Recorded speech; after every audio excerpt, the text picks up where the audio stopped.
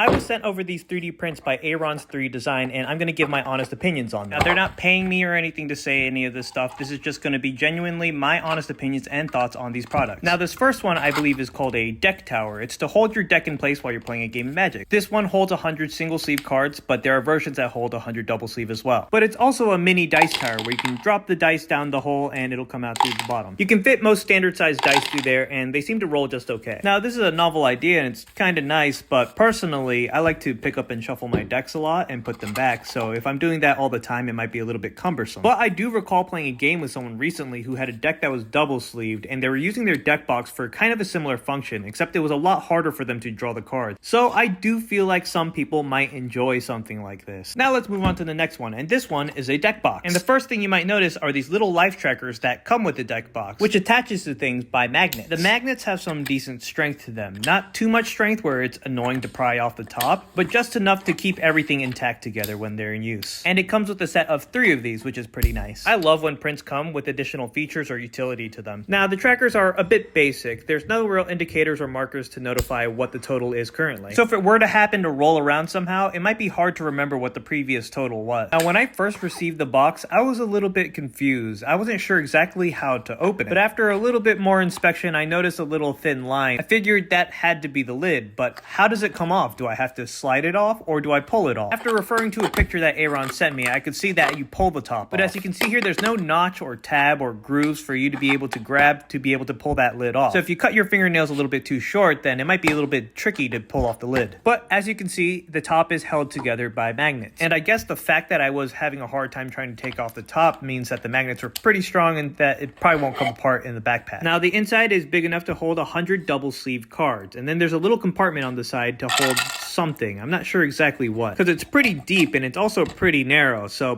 putting your finger to try to fish out dice is going to be very difficult. Now, as you saw earlier, I was able to pull out my 100 single sleeved cards out of the deck pretty easily, but I could imagine a double sleeve deck might be a little bit tricky to take out. I think there would not be enough space to fit your fingers through, so you would have to turn the whole deck box upside down in order to take it out. And if you're holding something like dice in those compartments, those are just going to plop out too. I would maybe like to see it redesigned so that maybe there's no compartment and you can just have little holes for your fingers to be able to pick up your deck out of there. And another thing, and maybe this is just personal preference, but I like a little display for my commander so that I know what deck that I'm grabbing out of my backpack. The last thing that I want to talk about is the pricing for these. And they said somewhere between $30 to I think $45 for depending on the size of the deck boxes or the deck towers. Personally, I probably wouldn't pay for that, but that's not to say that other people might find this product useful and might be willing to pay for that. So if you're interested in this design, then go ahead and check out Ayrons3design on Instagram.